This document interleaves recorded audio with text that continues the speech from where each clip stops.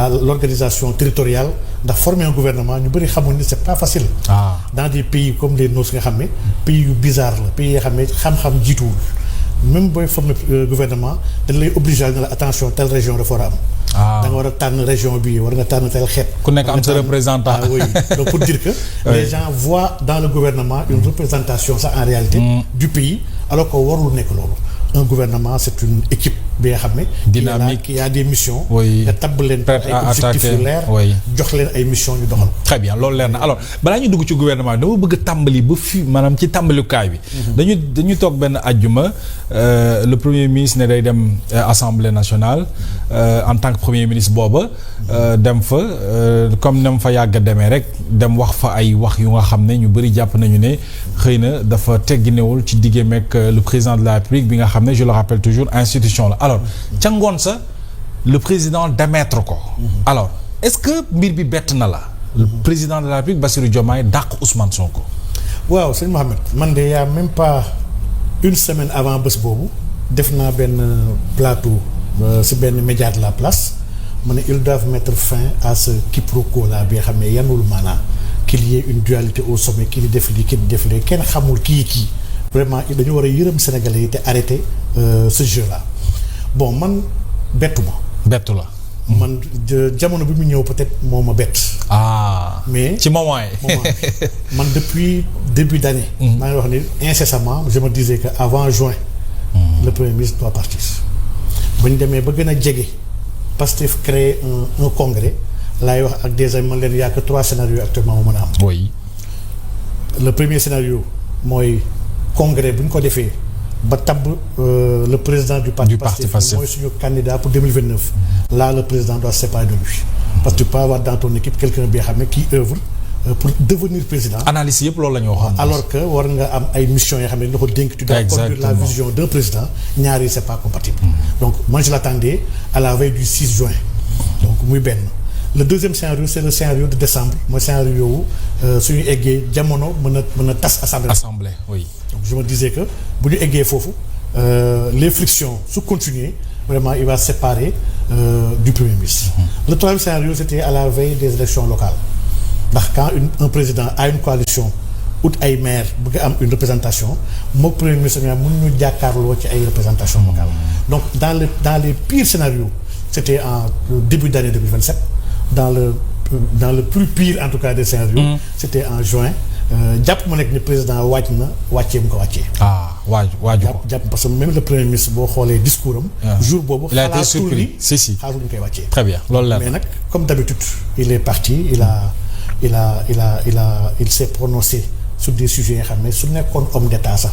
dinañ ci ñëw loolu xuus ci maintenant ba dàq bi amee ñuy xool ana kan la président di remplacer le premier ministre comme en tant que journaliste et observateur en tant que citoyen sénégalais ku nekk am nga ci koo xalaat.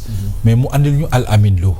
le profil de l'homme le profil du premier ministre du nouveau premier ministre yow naka nga ko analyser. bon.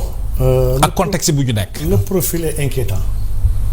il est inquiétant man dama jàpp ni ba ñu wàccee le premier ministre Sonko man dama jàpp sax ni c'était un ouf de soulagement pour la République maanaam dëkk bi yëpp ñu bëri parce que ñu bëri ñu doon xaar par rapport ak les maanaam cette dualité là qui commençait à s'entretenir. mu jeex wax dëgg yàlla pour dimbali Sénégalais yi le premier ministre sax moo waroon démissionner il ne l'a pas fait pour des raisons yoo xam ne qu'on lui concède man je m'attendais à avoir un profil bi nga xam ne quelqu'un de dynamique sur les relations internationales.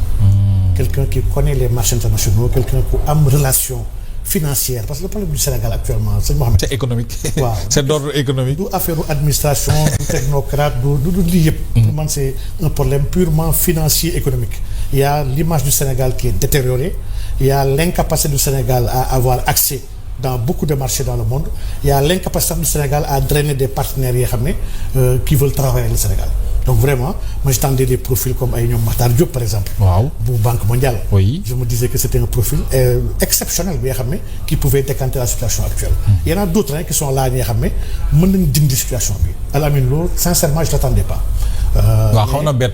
Quand le président de la République fait son choix sur cet homme-là, il a ses raisons. Il y a une logique peut-être am na lu mu bëgg mu conduire ko bi nga xam ne kooku doy na ko ci parce que encore une fois il faut le dire le président nomme aux emplois civils et militaires. Ça c'est clair. ku am confiance am mu wóolu la doyloo la sañ na la tabb. Absolument. Donc et vraiment le travail de premier ministre du travail na gëm Sonko a pu être premier ministre pendant 2 ans man gëm naa ne ku nekk mën nekk premier ministre Sénégal. Ah oui. Ah oui. Donc et pendant 2 ans le pays a stagné. dëkk bi dafa taxaw. C'est ça. dëkk bi bougé wul avancé wul dëkk bi régressé na ci wàllu image ci influence. économie bi taxaw na. influence Sénégal yàqu na. le Sénégal bu ñu xamoon dans sa lueur et dans sa splendeur. mais ils ont tout bousillé en 2 ans. Et son premier ministre à la tête. C'est son bilan. 26 mois à la tête du gouvernement c'est la moitié presque d'un mandat. Un mandat c'est 60 mois 5 ans la 60 mois c'est 30 mois mooy la moitié. Il a fait 26 mois à la tête du pays. Sans faire bouger le pays maanaam économiquement sur les standards macroéconomiques sur les agrégats maanaam sur lépp lu ñu mën a saytu pour xool ne dëkk mu ngi dynamique mu ngi en mouvement. Mais ce pays-là n'a pas bougé loolu mooy la vérité des faits. Alors loolu dinañ ci ñëw xuusaat ci bu baax mais qu'est-ce que cela vous inspire le discours de Al Amine Lo le tout nouveau premier ministre tout juste après sa nomination que il est là pour déglu président lu mu wax lu mu ko tere mu bàyyi lu mu ko digal mu def ko est-ce que également le président soxlawul woon loolu pour se sentir quand même président de la République pour sentir ne au moins mi ngi ci fauteuil. waaw man dama jàpp ne le président sax en réalité soxlawul benn Baye Fall. Ah. président soxlawul loolu. Très bien. président dafa soxla quelqu'un bu koy jox xalaat de manière objective quelqu'un bi nga xam ne qui sait prendre le contre-pied de la vision du président mais dans le respect. Et de manière solennelle entre ñoom ñaar maanaam il y a des contradictions yoo xam ne même avec les collaborateurs du président. Oui. il y a des frictions. il y a day am ay échanges il y a du d'accord. et boo d'accord da nga ko wax président ne ko d'accord ma et que waroo def nangam ak nangam ndax nangam ak nangam mais loolu du si penc ma la war a. ci respect lañ ko war a defee waaw. du penc ma la war a tàbbi maanaam waroo ko jël après def ko comme genre ay victoire. di ko jéem a tuuti les présidents loolu c'est pas normal maanaam kenn du àndeek noonu kilifa. dans le cadre de bien faire. loolu lañ ko war a defee. kese donc man jàpp naa ni Al Amine son discours il veut revenir à l'orthodoxie. bu gars yi jàppoon ni ça a été bafoué. waaw bon bu dee président tam loolu la soxla. waaw président li mu soxla. très bien parce que président tamit lépp lu ko mën a dimbali. pour mën a conduire sa mission mais il doit le faire ndax encore une fois c'est le président le Sénégalais yi élire.